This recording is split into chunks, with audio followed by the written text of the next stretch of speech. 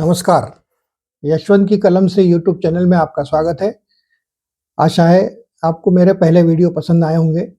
अब एक नई रचना प्रस्तुत है जिसका शीर्षक है अच्छे दिनों की उम्मीद है बजट।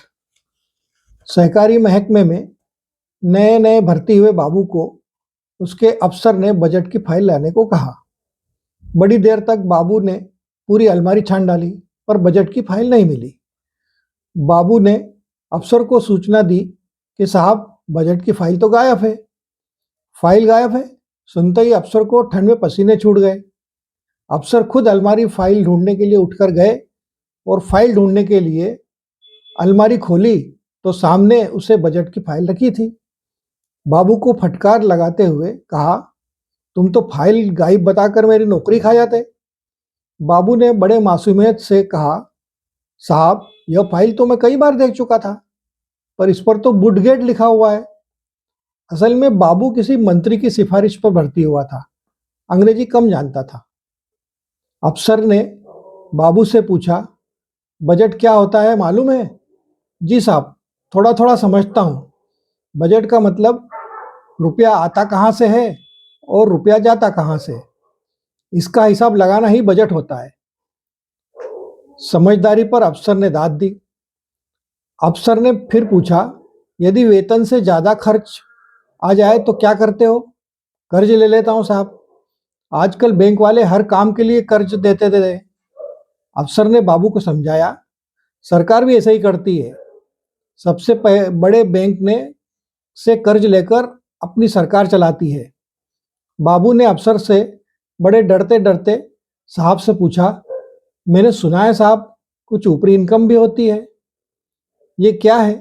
अफसर ने कहा, तुम अभी नए नए हो, धीरे धीरे सब समझ जाओगे। ये इनकम होती तो ऊपर से है पर आती टेबल के नीचे से है। हमारे देश का आम आदमी कर्ज लेकर सरकार को टैक्स चुकाता है और सरकार टैक्स वसूल कर अपना कर्ज कम करती है। सरकार हो निजी, सभी तरह की सरकार, बैंक कर्ज बांटकर मुनाफा कमा रही है। हमारे यहाँ का आदमी, आम आदमी कर्ज में ही पैदा होता है, कर्ज में ही जीता है और कर्ज में ही मरता है। हमारे देश का वित्त मंत्री हर साल बजट बनाने की शुरुआत अपने स्टाफ को देशी घी का हलवा खिलाकर करते हैं। उनका शायद यही संदेश होता है कि ऋणम कृत्वा घृतम पिबेत, जब तक जियो सुख से जियो, कर्ज लेकर घी पियो। बजट के दिन टैक्स पेयर टीवी के सामने इस उम्मीद से बैठा रहता है कि मेरे टैक्स में राहत मिलेगी तो कभी कभी मेरे घर में भी हलवा बना के खा लूंगा। बजट तो अब युवाओं, महिलाओं, किसानों और गरीबों, इन चारों जातियों के वोटों को ध्यान में रखकर ही बनाया जाता है। हमारे जैसे रिटायर्ड सीनियर सिटीजन को तो अच्छे दिनों की उम्मीद करना ही बेकार है। हम तो बजट के दिन टीवी के सामने इसलिए बैठ जाते हैं कि कोई अखबार या टीवी चैनल वाला बजट पर प्रतिक्रिया के दिन टीवी के सामने पूछ ले तो कुछ टिप्पणी कर सकें।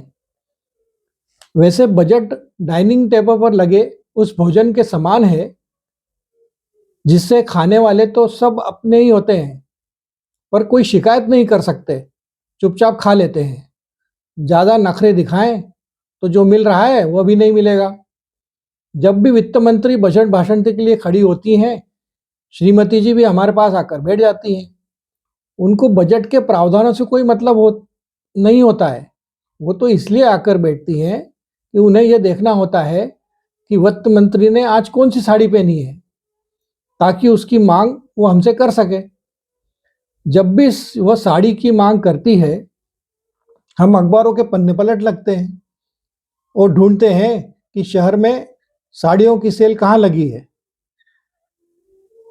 मीडिया वाले भी अपने यहाँ कुछ विशेषज्ञ रिपोर्टर इसलिए ही रखते हैं कि उन्हें बजट के प्रावधानों से कोई मतलब नहीं होता।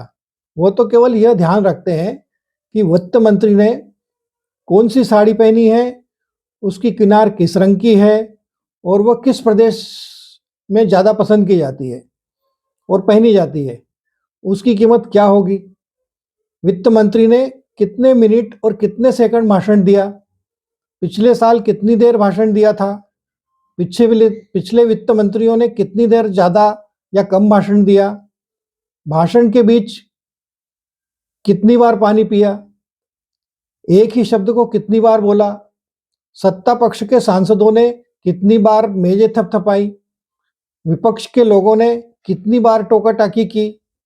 हम तो इस उम्मीद से में पिछले 5 साल से बजट देख रहे हैं कि कारों की कीमतों में कुछ राहत मिलेगी, ताकि नौकरी में रहते बैंक के कर्ज से ली हुई कार जो किशोरावस्था में आ गई है उसे विदा कर दें, जो अब युवावस्था में आ गई है और कुछ ज़्यादा ही नखरे करने लगी है।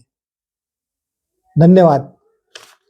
कृपया इस चैनल को लाइक करें, शेयर करें और सब्सक्राइब जरूर करें।